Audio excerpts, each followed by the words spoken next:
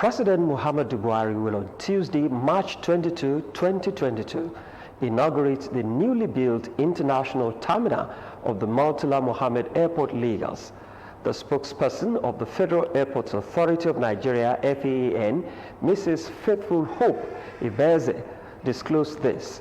According to her, the new world-class international terminal is among 5 airport terminals covered in the bilateral agreement between the federal government and the People's Republic of China.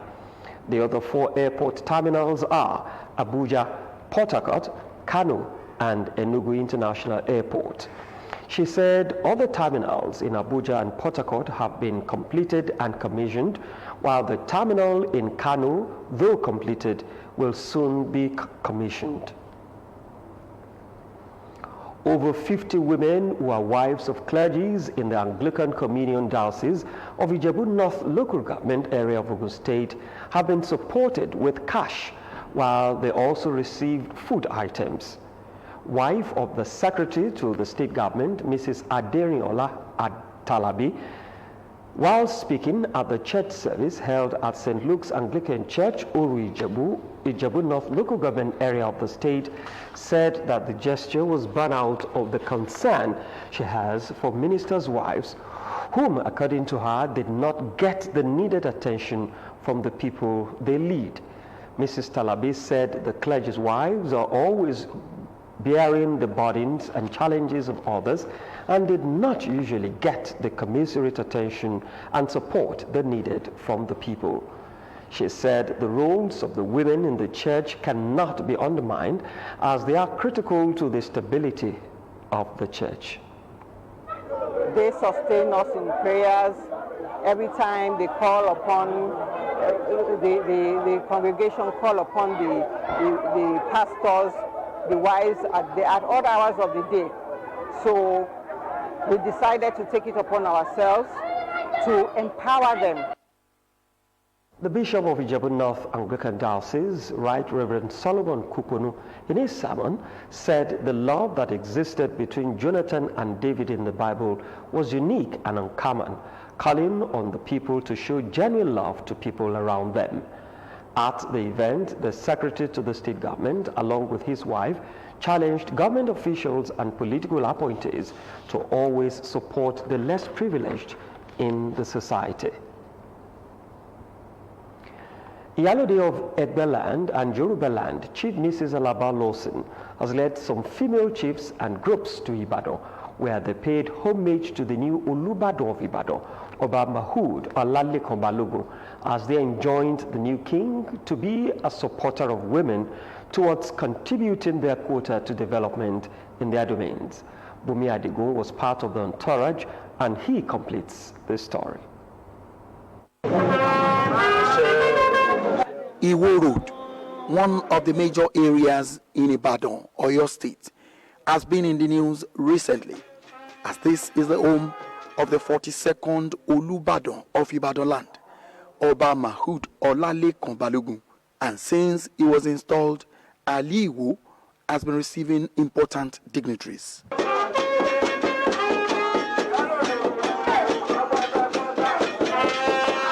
Iyalode of Egbaland, who doubles as Iyalode of Yorubaland, was at Ibadan with various groups of women, ranging from women chiefs, Christian women chiefs, women from Oke-Ono-Egba, National Association of Women Journalists, future women managers, and other women to pay homage to the new Olubadan.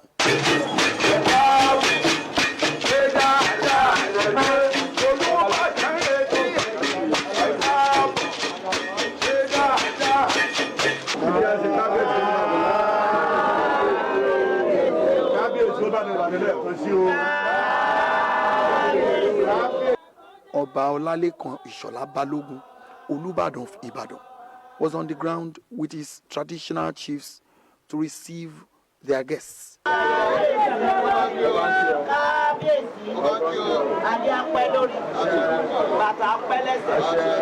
Iyalode Alaba Lawson, who led the women group, thanked God for the life of the new king and said they have come to assure him of their support and pledged their loyalty to to the throne. It is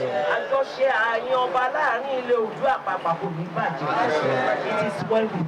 It is well with your home, and it is well with your state, it is well with Ibadan land, and it is well with Odua. It is well with the Federal Republic of Nigeria. God bless us all. Speaking on behalf of Olubadan, 2 traditional chiefs appreciated Iyalode Alabalonsin and our groups for the visit.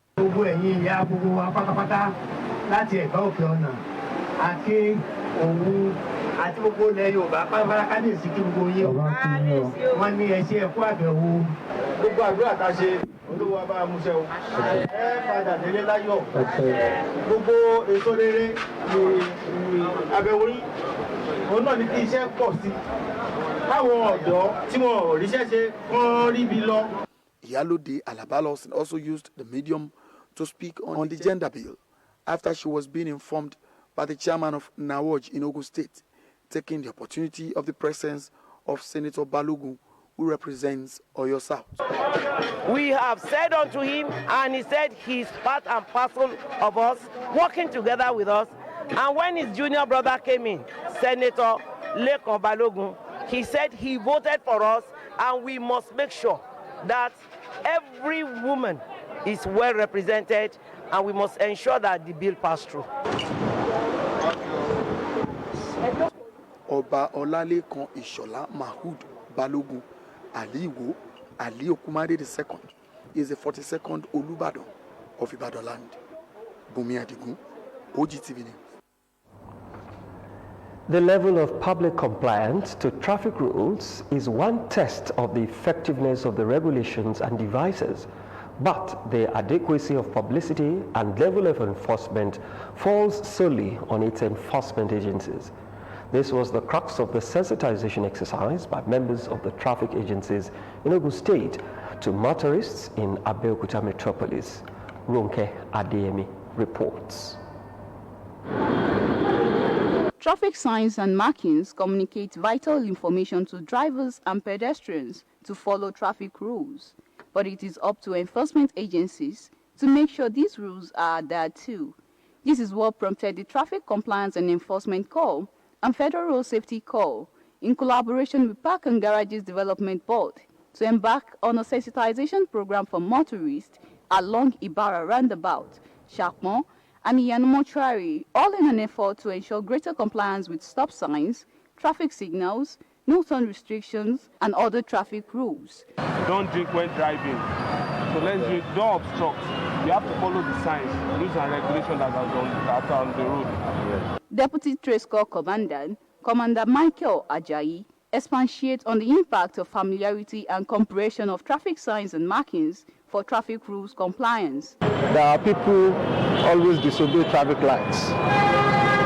When red says stop, some people will decide to move, and that has been causing a lot of serious crashes, minor and even fatal accidents at times. So we are all out today to sensitize our people. Representing Deputy Corps Commandant FRSC, Superintendent Route Commander Aloysius Equal concluded that after the sensitization period, lawbreakers will be accordingly dealt with. Yes, enforcement is always the next thing, but we will still continue on the public enlightenment together with enforcement, because the nature of the job is a little to the right, a little to the left. They concluded that with this sensitization, there will be no taking advantage of traffic officers or traffic lights at intersections, which at most times leads to traffic gridlock and loss of lives. At Derunke Adeyemi, OGTV News. Federal government has threatened sanctions against the management of the National Assembly for breaching the provisions of the National Minimum Wage Act 2019, signed into law by President Muhammadu Buhari. The threat notice was contained in a 2-page circular signed by the Chairman, National Salaries, Incomes and Wages Commission, Barrister Abeokuta, and addressed to the Clerk of the National Assembly, Architect Amos Ojo. Tying the letter, the National Salaries, Incomes and Wages Commission reiterated that all employers of labor are expected to implement with effect from 18th April 2019 the national minimum wage of 30,000 naira per month, subject to the provisions of Section 4 of the National Minimum Wage Amended Act 2019.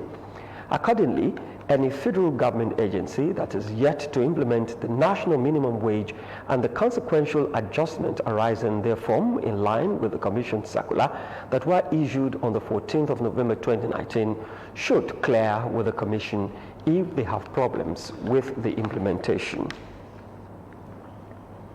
The Joint Admissions and Matriculations Board, JAMB, said it had registered 1.5 million candidates as it reiterated its stance to close its 2022 registration exercise on Saturday, March 26.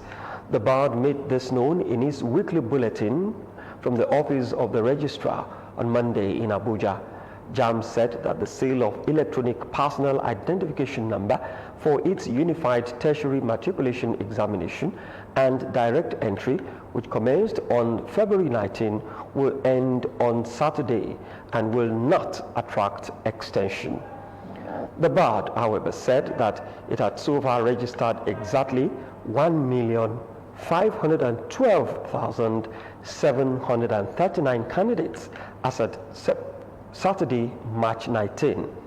It added that it had also remitted 261,992,200 naira to accredited computer-based test centers and 700 naira accumulated service charge for the fourth week of the exercise.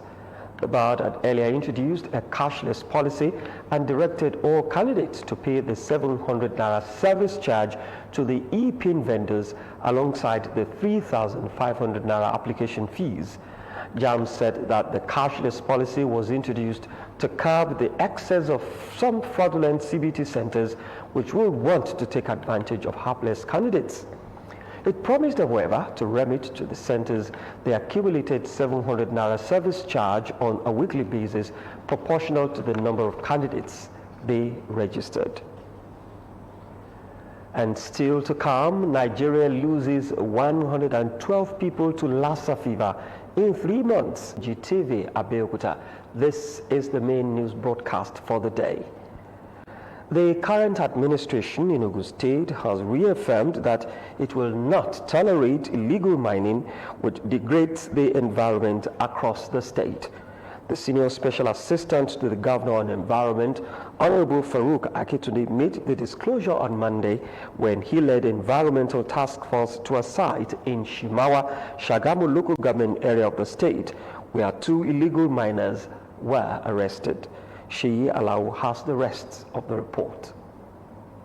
Under the leadership of Prince Dakpo Abiodun, is now relenting on its effort in protecting the people of Shimawa, Shagamu local government area and its environs from illegal miners.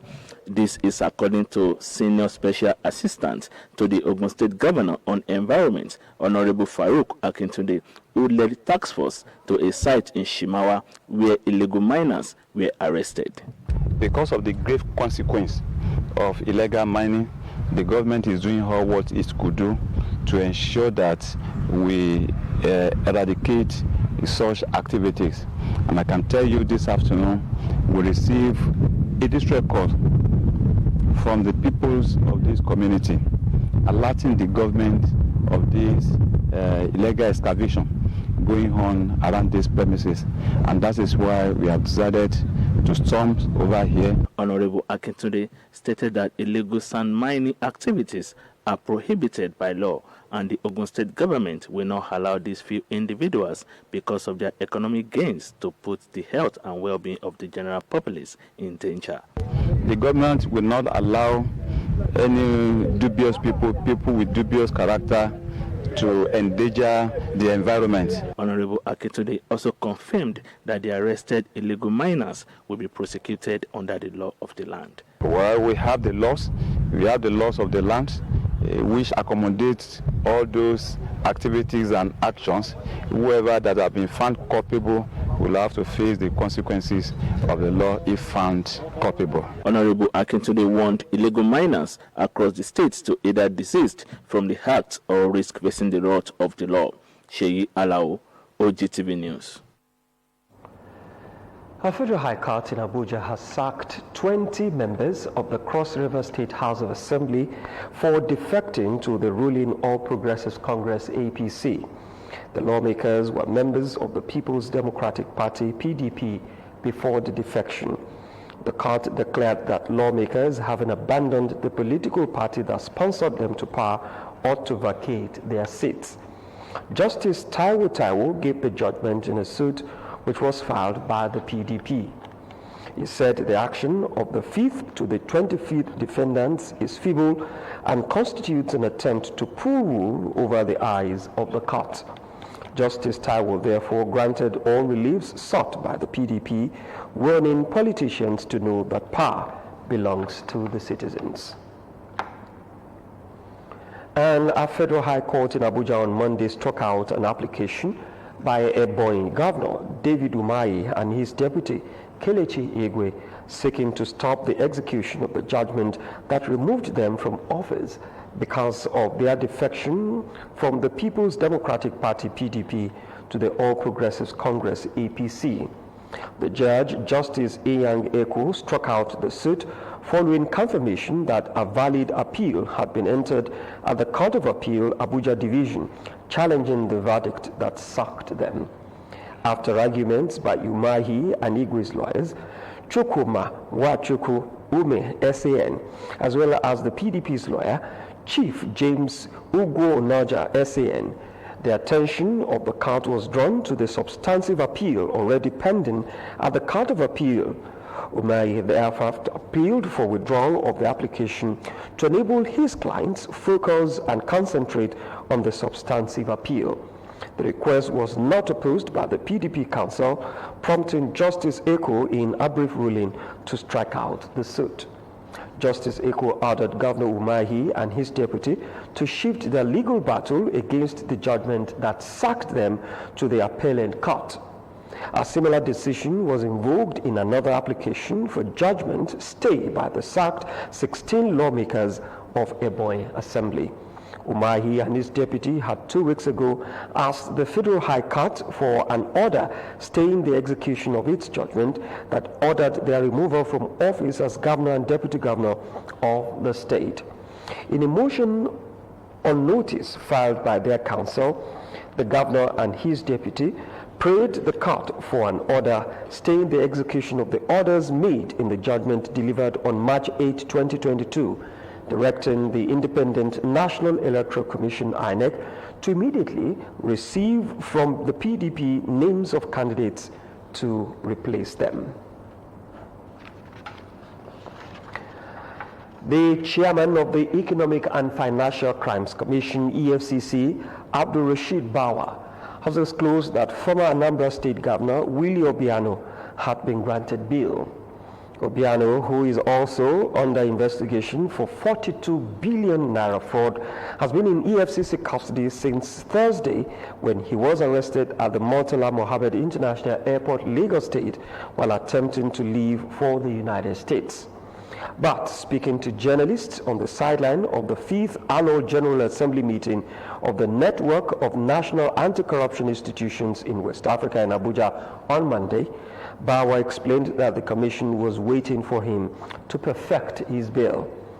Asked why the commission has kept the former governor in its custody beyond the period allowed by the Constitution, Bawa said nothing political about the arrest of the former Anambra State Governor Willie Obiano, adding that he has been granted bail.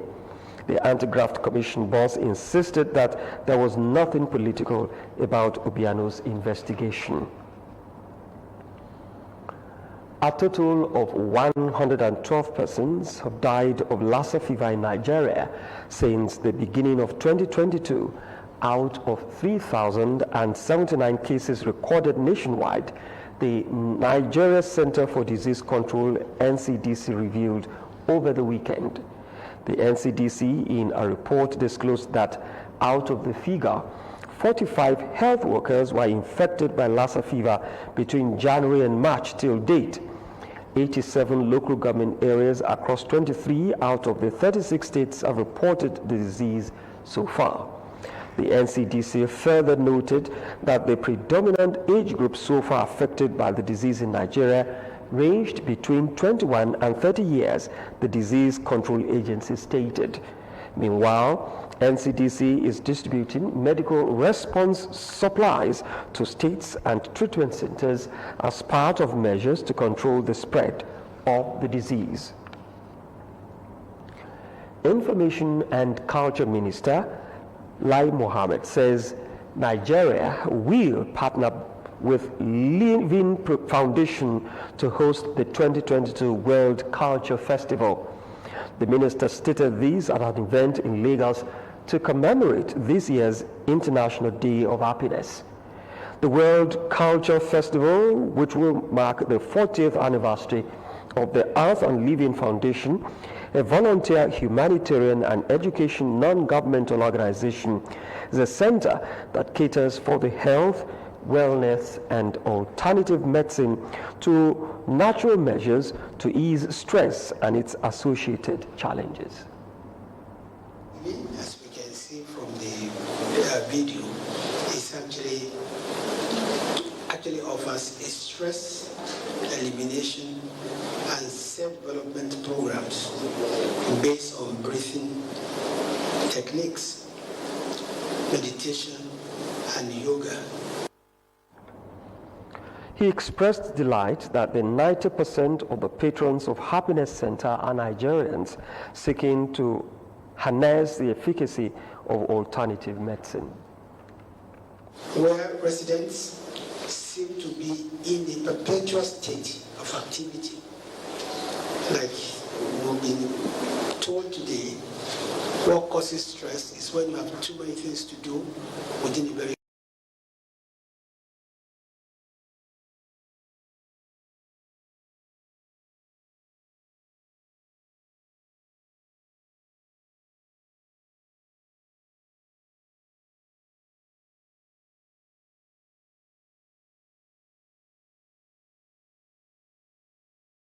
and it has centers in more than 156 countries. Today are psychosomatic in nature. So if we are able to attend to this mind and bring the mind in present moment where there are no negative emotions.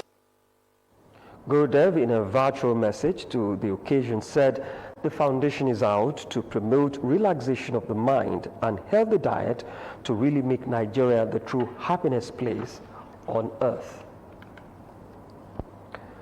The world is basking in the euphoria of arts as the United Nations declares March 21 of each year World's Poetry Day. Poets believe Africa remains the frame which holds the world, which is erroneously bleeding through fireworks and greed. Fora Adeso reports. War, brawl, war is not smooth. Africa, a continent with an unmatched stamina. Africa, beautiful yet unappreciated. From the mouth of the children, the world is on its knees. No thanks to the fireworks and greed which have made the world not only altar, but a nasty place where life is short and homes are in ruins.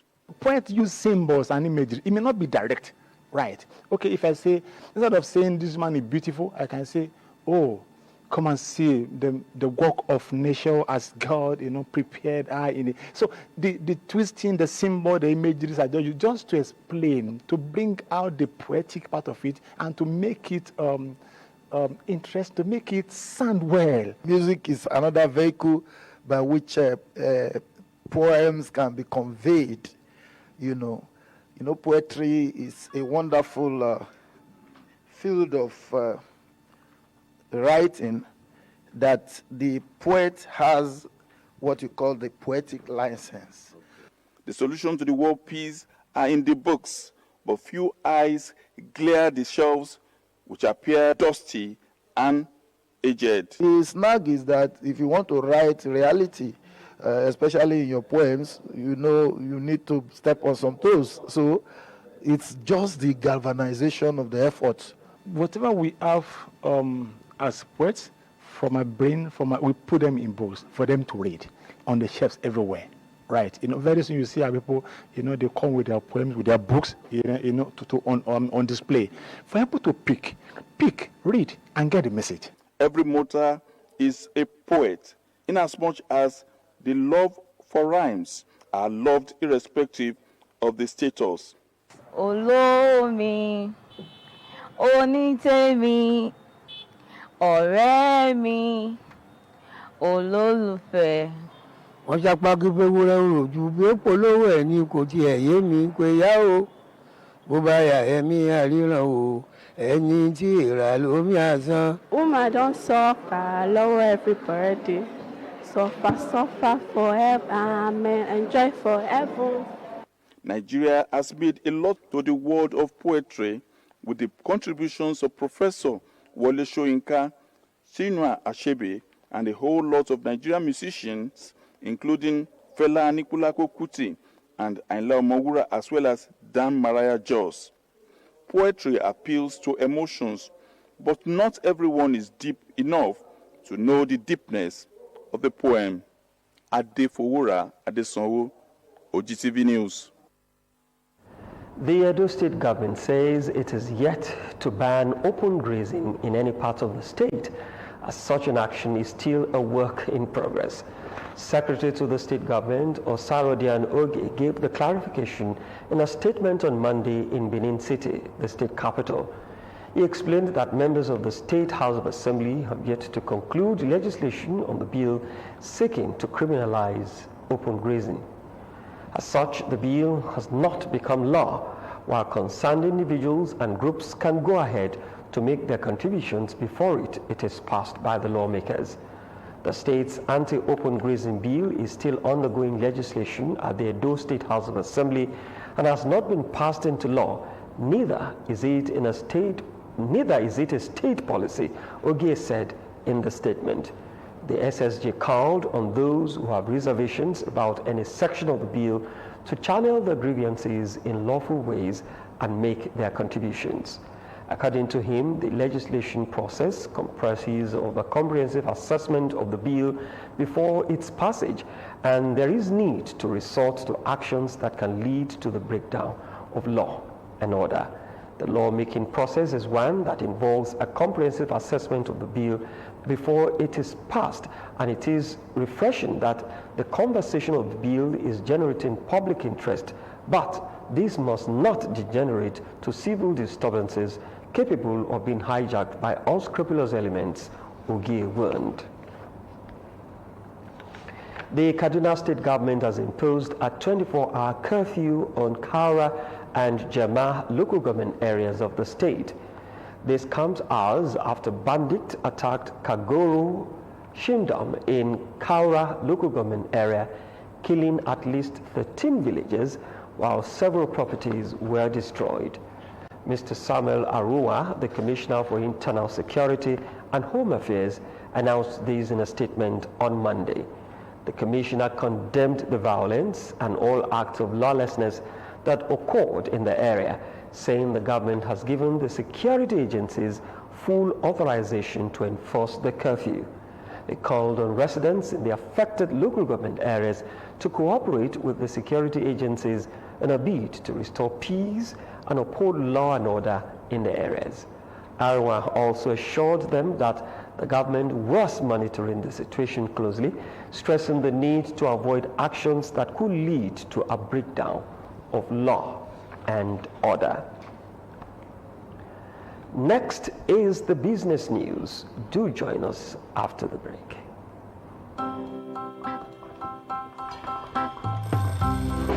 Whoopsie daisy, don't call me crazy. I'm just learning as I go. I promise I'll make Forgiveness is easy. New Dulux Easy Care with stain resist technology, the ultimate washable matte paint. Dulux, let's color.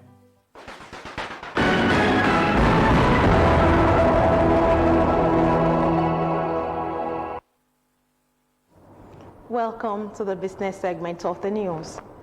The Central Bank of Nigeria's Monetary Policy Committee has retained the monetary policy rate MPR at 11.5% and kept all other parameters unchanged. CBN Governor Godwin Emefiele made this announcement while addressing journalists on Monday. The MPR, which has remained unchanged for months, is a tool for regulating interest rate in the economy. Lowering the rate could have stimulated more borrowing, while raising the rate could have signaled that the CBN's intention to reduce the economy's money supply. The federal government has incurred 950 billion naira new domestic borrowing between January 2022 and March 11, 2022, the Debt Management Office has revealed. The fresh borrowing was disclosed on March 17 in the presentation of the public debt data as of December 31, 2021 by the Director General of the DMO, Patience Oniha.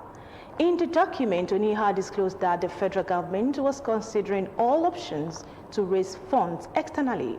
She said all options for raising funds externally are being considered.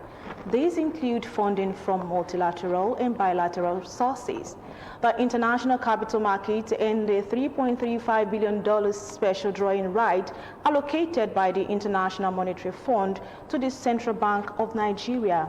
According to the document, the federal government still plans to borrow an additional 1.6 trillion naira, while the 2022 debt target for domestic borrowing is 2.57 trillion naira. Nigeria's fast-developing Islamic banking system has been selected as a study model for the emerging Islamic banking in the Gambia. Delegates from the Gambia were at the Nigeria's premier non-interest bank, Jaiz Bank PLC, to understudy the successful banking model of the premier Islamic bank, with average yearly growth rate of 40% and a balance sheet of 300 billion naira last year. Jaiz Bank has grown over the decade to become a stable financial institution. It has a strong financing structure for agriculture, while nearly a quarter of its portfolio is small and medium enterprises, SMEs. The Gambian government, through its Ministry of Agriculture and with the support of Islamic Development Bank, ISDB, is